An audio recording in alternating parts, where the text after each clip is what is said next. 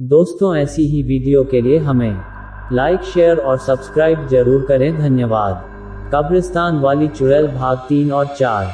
आप पान के शौकीन भी नहीं दिखते क्योंकि यहाँ से 8 किलोमीटर तक कोई और पान की दुकान नहीं है और आप पहले कभी पान लेने यहाँ आए नहीं। उसने तपाक से दूसरा सवाल दाग दिया। हम आपकी बात सही है, मैं इधर से गुजर रहा था तो सोचा क्यों ना पान का लुत्फ लिया जाए। क्यों, जो पान नहीं खाते उनको पान देना जुर्म है क्या? इस बार मैंने प्रश्न कर दिया। नहीं नहीं मालिक, मेरे कहने का ये मतलब नहीं था, मैं तो बस यूं ही बस जानकारी के लिए कह रहा था। पान वाले ने उत्तर दिया और ठहाके मारकर हंसने लगा। अब माहौल थोड़ा थोड़ा दोस्ताना हो चला था और उसकी इस ठहाके में मैंने भी साथ दिया। मैंने कहा, भाई आपसे एक जानकारी चाहिए थी। बोलिए साहब, हम तो इसलिए ही यहाँ बैठे हैं। यह कहकर वो दोबारा हंस पड़ा। मैंने पूछा, आप लोहार को जानते हो क्या? साहब, यहाँ गांव में तो 2 लोहार हैं। आप किस लोहार की बात कर रहे हो? उनका नाम तो बताइए, खोखे वाले भाई साहब ने बोला। अरे उनका नाम तो नहीं पता, मैंने कहा। खोखे वाले भाई साहब ने कहा, श्रीमान जी ऐसे कैसे बता सकता हूँ, क्योंकि जो गांव में 2 लोहार हैं वो इस गांव की जहाँ सीमा खत्म होती है वहीं एक तालाब के आमने और सामने रहते हैं और वो दोनों भाई अपने अपने परिवार के साथ रहते हैं। मैंने खींचकर कहा, भला ऐसा कैसे हो सकता है? उसने तो मुझे कहा था कि इस गांव में बस एक ही लोहार रहता है जो इस मस्जिद के सामने रहता है, और हाँ उनकी एक बेटी जो बेहद खूबसूरत है, जिसकी उम्र करीब 17-18 साल की रही होगी, और हाँ उसका नाम मोहिना है। मेरे सारे प्रश्नों का जवाब वो बेबाकी से दे रहा था, लेकिन मोहिना का नाम लेते ही वो झेपसा गया और अपनी नजरें चुराने का प्रयास करने लगा। मैंने फिर दोबारा कहा, कुछ जानते हो तो बताओ, क्योंकि मैं यहाँ नया हूँ, मुझे यहाँ आए तकरीबन 4 माह हो रहे हैं और मेरी यहाँ किसी से खास जान पहचान। साहब, मुझे याद आया, मुझे अपनी बच्ची को स्कूल से लाने का वक्त हो गया है, मुझे जाना होगा। खोखे वाले ने बिजली के झटके से खोखे के बाहर आकर खोखे को बंद करके ताले को लगाया और असहज और भय से कांपते हुए होठों से जवाब दिया। उसकी भय की लकीरें उसके ललाट पर साफ तौर से देखा जा सकता था। उसकी बातों से ये तो पता चल गया कि या तो वो कुछ छिपा रहा है या मैंने ऐसी बात पूछ ली जिसमें कोई गहरा राज छिपा है और वो राज बताना नहीं चाहता, जिसकी वजह से वो 1 मिनट में हंसमुख इंसान से रहस्यमयी इंसान बनने पर मजबूर हो चुका था। अच्छा, अपने पैसे तो ले लो, मैंने उसे सहज करने की कोशिश की और पुनः उसको पुराने माहौल में लाने का निरर्थक प्रयास किया। निरर्थक इसलिए क्योंकि वहां कर वहां से निकल जाने का उसने सफल प्रयास किया और यह कहने लगा, साहब आप तो पड़ोस गांव के ही हो, फिर कभी दे देना, मुझे देर हो रही है, बच्ची छोटी है, वक्त से नहीं गया। उस वक्त मेरे पैसे देने की ललक से उसे उस जगह से जाने की ललक ज्यादा थी। उसका अचानक यह व्यवहार मेरे समझ से बिल्कुल परे था। मेरे विचारों ने फिर से मेरे मस्तिष्क पटल को कुरेदना चालू कर दिया। इस खोखे वाले के कथनानुसार इस गांव में 2 लोहार हैं, वो भी गांव के बाहरी सीमा के पास, तो इसका मतलब क्या मोहिना झूठ बोल रही थी या ये सच बोल रहा है? इसे अचानक क्या हुआ? अभी तो बहुत बेबाकी से बातें कर रहा था, जैसे ही मैंने मोहिना का नाम लिया वो इतना घबरा क्यों गया? आखिर इसके पीछे क्या वजह हो सकती है? ऐसा भी तो हो सकता है का मोहिना का परिवार ही तालाब के पास रहता हो सकता है बाद में वो लोग वहां शिफ्ट हो गए हों, या मैंने मोहिना की बात ध्यान से न सुनी हो क्योंकि उस वक्त मैं नशे में था। मेरी समझ में कुछ भी नहीं आ रहा था। मैं जितना ही समझने की कोशिश करता उतना ही मैं उलझता चला जा रहा था और इसका अब एक ही आखिरी उपाय था कि मुझे गांव के सीमा के पास तालाब के किनारे वाले लोहार से मिलना होगा। न जाने मेरे मन में उत्सुकता क्यों बती ही जा रही थी। मैंने निश्चय किया और अपनी कार से निकल पड़ा मंजिल के दूसरे पड़ाव की तरफ। मुश्किल से 5 मिनट के आंशिक अंतराल के पश्चात मुझे गांव के सीमा के पास सड़क के दाएं और एक खूबसूरत तालाब दिखा, जिसमें पालतू बत्तख अपने झुंड के साथ अटखेलियां कर रहे थे और तालाब 7 लंबे लंबे ताड़ के वृक्षों से घिरा हुआ था, जिनमें एक ताड़ के वृक्ष पर बगुला अपने साथी के साथ स्नेह करते हुए धूप का आनंद ले रहा था। यह प्रकृति का दृश्य बड़ा ही मनमोहक और दिल को छू लेने वाला था। तालाब के बगल में ही मुझे लोहे का काफी सारा सामान जैसे लोहे के आधे बने हुए गेट, लोहे के टुकड़े तथा कुछ सामान बिखरा दिखा, जो इस बात को बल प्रदान कर रहा था कि हो न हो ये लोहार का ही घर है। तालाब के दूसरी तरफ अच्छी खासी जगह थी जो कि खाली पड़ी हुई थी, शायद लोहे के काम को खत्म करने के बाद तैयार सामान यहाँ रखते हों। मेरे लिए यह खाली जगह कार पार्किंग के लिए उपयुक्त जगह लगी और मैंने गाड़ी वहीं खड़ी कर दी। सड़क के आमने सामने घर होने के कारण वहां सड़क संकरी थी और ऐसे में वहां गाड़ी खड़ी करना ट्रैफिक के लिए चिंता का सबब बन सकता थी। इसलिए मैंने उस खाली क्षेत्र में गाड़ी वहीं खड़ी कर दी। मैंने अपने कदम तालाब के समीप वाले घर की तरफ बढ़ दिए और मन ही मन सोचकर इस बात का डर भी था कि कहीं ये भी मोहिना की जानकारी न दे पाए तो मुझे क्या करना होगा। इसी उधेड़बुन में मैं उस दरवाजे के सामने पहुंच गया। दरवाजा अंदर से बंद था। मैंने दरवाजे को जैसे ही खटखटाया, अंदर से एक बहुत ही सुरीली आवाज आई, कौन है बाहर? जरा सब कीजिए, आते हैं। उद्धरण चिन्ह। ये मनमोहक आवाज जैसे ही मेरे कानों पर पड़ी, मेरी मुस्कान अपने आप खिल गई और ऐसा एहसास हुआ जैसे कि ये मधुर आवाज पहले भी कहीं सुनी हुई है। अरे हाँ, ये तो मोहिना की आवाज लग रही है। मैं मन ही मन प्रफुल्लित हो उठा कि चलो अंततः मोहिना से मुलाकात हो ही जाएगी। मैं बहुत प्रसन्न हो गया। मुझे लगा कि पिछले 2-3 दिनों की सारी उलझनें और जिस परेशानी को झेल रहा था उसका अंत होने में बस कुछ क्षण ही शेष हैं। मेरे मन में बेचैनी और बढ़ती ही जा रही थी कि मोहिना के बाहर आते क्या कहूँगा, कैसे कहूँगा, बात करने की शुरुआत कैसे करूँगा, दोनों हाथों को जोड़कर अदाब कहूँगा। धत्तेरी की अदाब तो हाथ जोड़कर थोड़े न करते हैं, मैं भी बिल्कुल पागल हूँ। हाँ, सलामी देते हुए बोलूँगा आदाब। ये सही रहेगा या फिर अस्सलाम वालेकुम कहूँ? नहीं, अदाब ही सही रहेगा।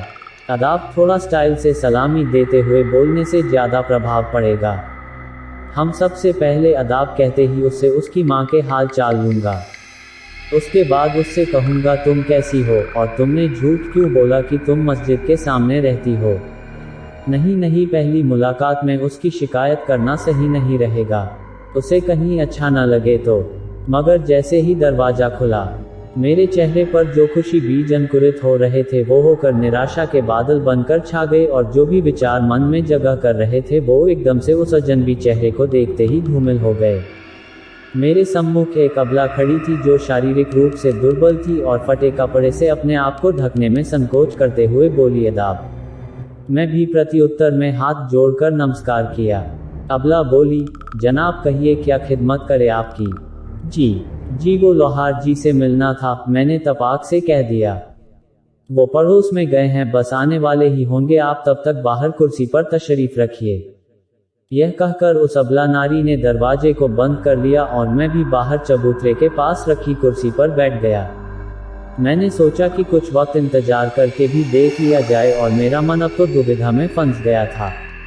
उसके पीछे ये कारण था कि मैंने उस सुरीली आवाज़ को मोहिना की आवाज़ समझने की भूल कर बैठा था, वो तो अनजान महिला की आवाज़ निकली।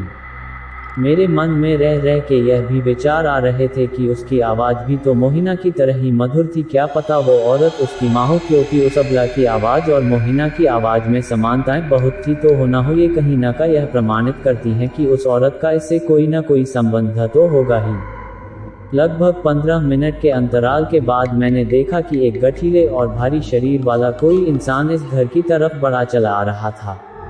मेरे निकट आते ही कहा, अस्सलाम वालेकुम मियाँ, कहिए इस नाचीज़ फ़हीम अहमद के यहाँ कैसे आना हुआ?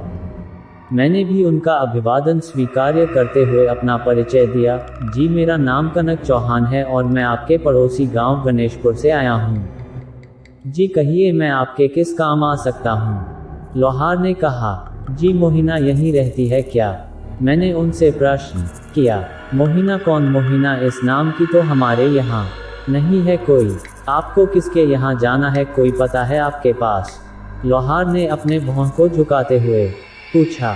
मैंने कहा, जी मोहिना जो करीब 17-18 वर्ष की चरहरी काया वाली लड़की है। इस बार सख्त स्वर में लोहार ने बोला, नहीं इस नाम की तो कोई यहाँ आसपास नहीं है। ओहो क्षमा कीजिएगा, मुझे लगता है वो सामने वाला घर उसका होगा। ये कहकर मुड़ा ही था कि एक तेज आवाज ने मुझे रुकने पर मजबूर कर दिया। वो आवाज उसी लोहार की थी। क्या बात कर रहे हैं जनाब? वहाँ भी नहीं है वो। उद्धरण चिन्ह। इतना सुनते ही मेरा सर घूम गया। मैंने सोचा जरूर ये कुछ छिपाने का प्रयास किया जा रहा है। मैंने खींचकर बोला, आखिर आप लोग मुझे जानकारी क्यों नहीं दे रहे हैं?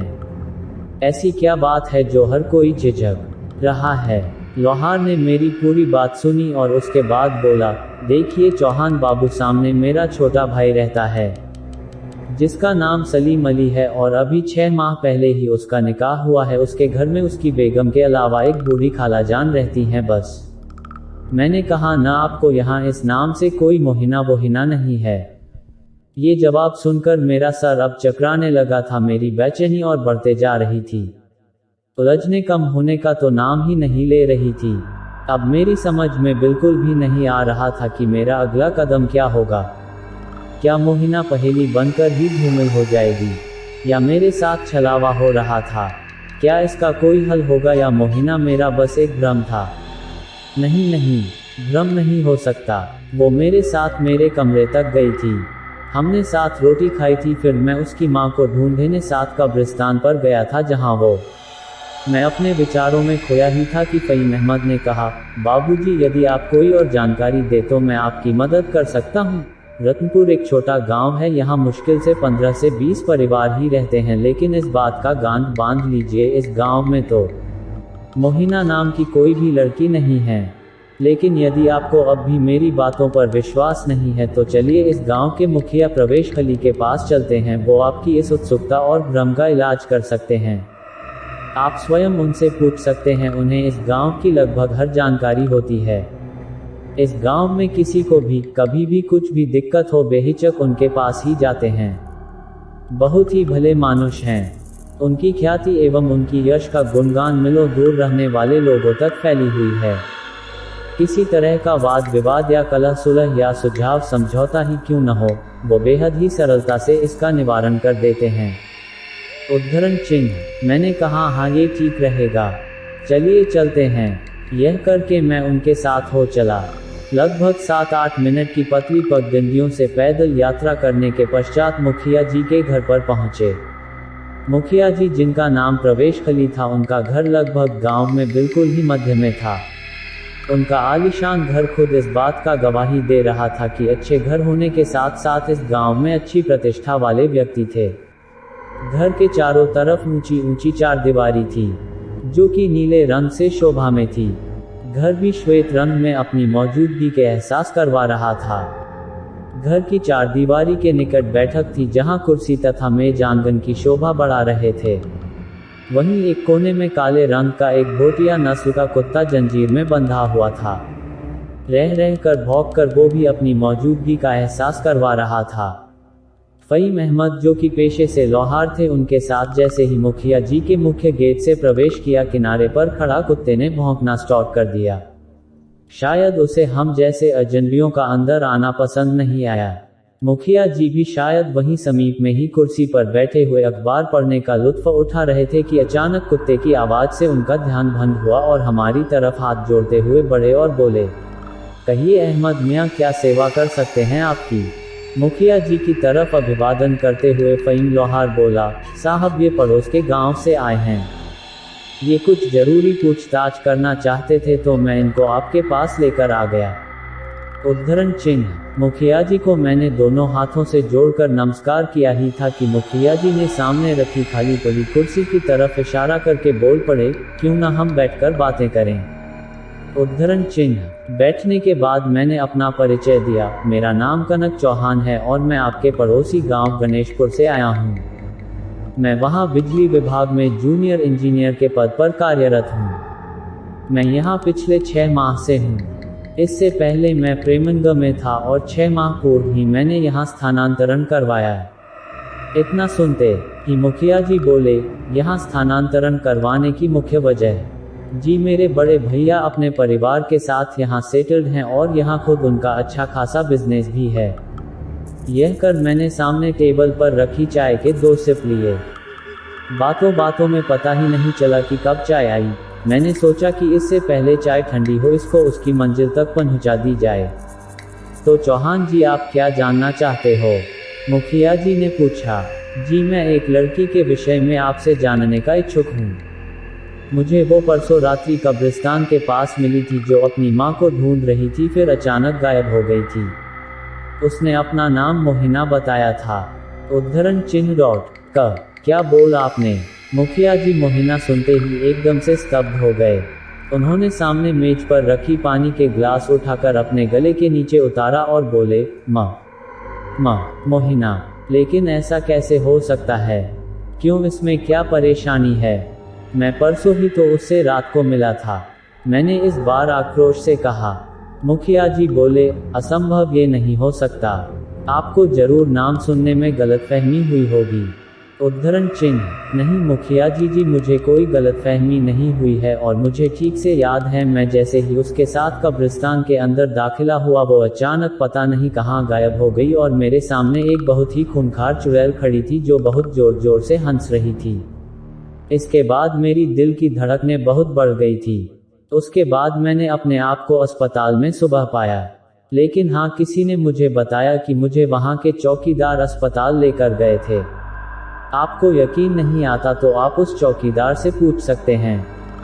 यही नहीं बल्कि मोहिना ने मुझे अपने घर का पता भी बताया था। उसने कहा था कि वो रतनपुर गांव में मस्जिद के सामने रहती है और उसके पिता लोहार हैं। लेकिन मुझे मस्जिद के सामने कोई घर नहीं दिखा। हाँ, मगर वहाँ जीर्ण तृण को हालात में विकसित रूप में घर के कुछ हिस्से दिखे, लेकिन वो इस हालत में तो नहीं थे कि कोई इंसान वहाँ रह सके। उसके पश्चात मैंने मस्जिद के पास पान के खोखे वाले से पूछा तो उसने भी जानकारी नहीं दी और सहम गया। फिर जैसे तैसे मैं आप तक आधी अधूरी जानकारी और गुत्थियां सुलझाते हुए आप तक पहुंचा कि मैं पता कर सकूं। खैर, मुझे अब आपसे ही उम्मीद है। मुझे आपकी बातों से लगता है कि आप उसको जानते हो। बताइए ना, आखिर वो लड़की कहाँ रहती है और उसका घर गांव में किधर है?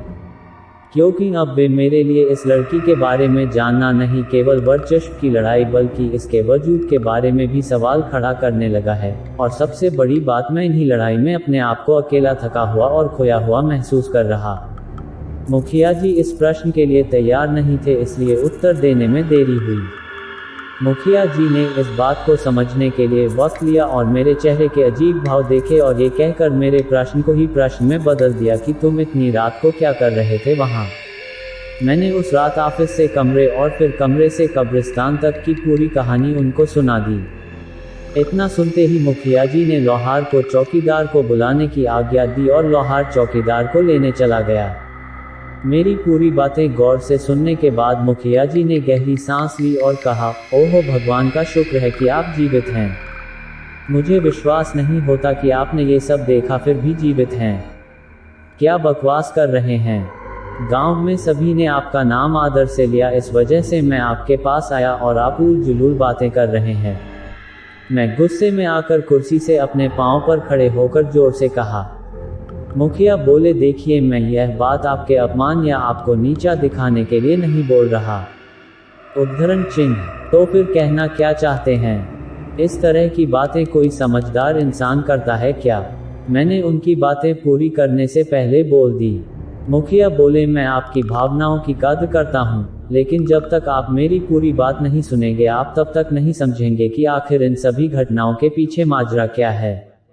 मुखिया जैसे ही निर्णायक बातें बताने ही वाले थे कि अचानक एक बेहद ही सांवले और लंबोदर कदकाठी का इंसान लोहार फहीम अहमद के साथ हाथ जोड़ते हुए गेट से अंदर दाखिल हुआ। मुखिया भी अपने स्थान खड़े होकर अपने सामने बैठने का इशारा किया ही था कि फहीम अहमद के साथ जो इंसान आया था वो चौंक कर अपने ही स्थान पर खड़ा हो गया और मुझे देखते हुए बोला, अरे साहब, आप ठीक तो हैं ना? आप तो अस्पताल में थे। इतना सुनते ही मुझे समझने में देर न लगी। मैंने तपाक से कह दिया, तुम उस कब्रिस्तान के चौकीदार हो ना? जी साहब, आप मुझे वहाँ मूर्छित अवस्था में शनिवार की सुबह 6 बजे मिले थे। लेकिन आप यहाँ क्या कर रहे हैं? आपको तो अस्पताल में होना चाहिए था। मेरे सवाल सुनते ही उसने काफ़ी सारी अहम जानकारी दे दी थी। मैंने उसे भी उस रात की सारी घटनाएं क्रमबद्ध तरीके से सुना दी। मेरी सारी बातें सुनने के बाद चौकीदार बोला, साहब जरूर आपने बहुत अच्छे कर्म किए हैं जो आप आज हम लोगों के समक्ष खड़े हैं। यकीन मानिए पिछले 7 सालों में 11 मौतें की जिम्मेदार है वो।